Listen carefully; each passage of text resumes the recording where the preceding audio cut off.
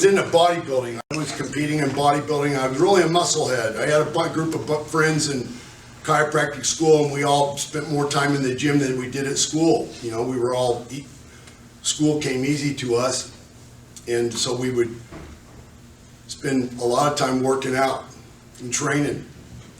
And I lived in Atlanta at the time. That's where the chiropractic school was.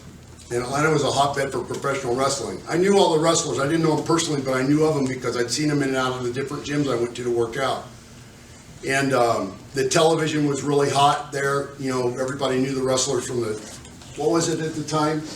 The organization, NWA? NWA, Mid-Atlantic. You know, Dusty Rhodes, the Road Warriors, and all those people. And I went to California.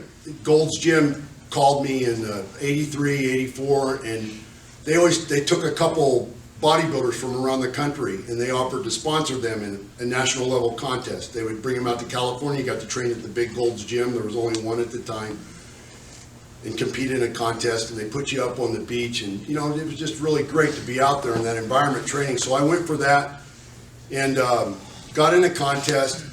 Didn't fare as well as I thought I would, so I went back to Atlanta to finish up my school, and I got a call from the guy, the Gold's Gym owner, a guy named Ed Connors, who had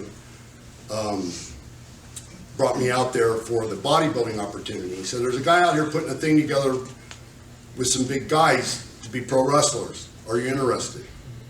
And I really wanted to be a professional bodybuilder, is really what I wanted to be, more than anything. So I said, yeah, I would love to use all this hard work I put into building my body, use it in professional wrestling. So that's when I went out there and got hooked up with Steve Borden, Sting, and got about 10 hours of training.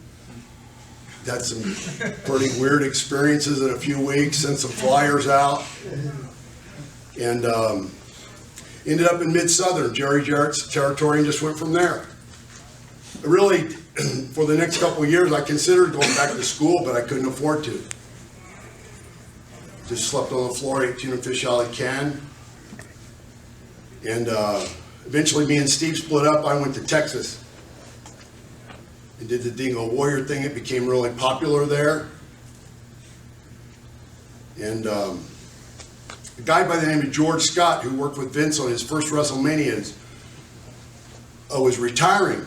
And he was a friend of Fritz von Erich's, the von Erich's father, who owned the territory, WCCW in Dallas, Texas, where I was doing Dingo Warrior. And he agreed to come down there and take over the book, be the soap opera writer for a while. And he came down there, and one of the old guys in the office, this old-time wrestler named Bronco Lubick, he was always a good friend of mine, always treated me really well, basically because, you know, I tell to everybody the story that the reason why me and Steve succeeded is that we had good manners. We treated everybody with respect. We didn't act like assholes. And so people wanted to help us. And so this old guy pulled me to the side one day. He says, George Scott was on the phone with New York, and he was talking about this kid down here that could be a star, great raw talent. He just needs to be put in the right direction and go to the right place. He said, I know they were talking about you. And sure enough, I got a call from Pat Patterson and Vince not long after that. And then I got a tryout, and things took off from there. And I never thought about going back to school.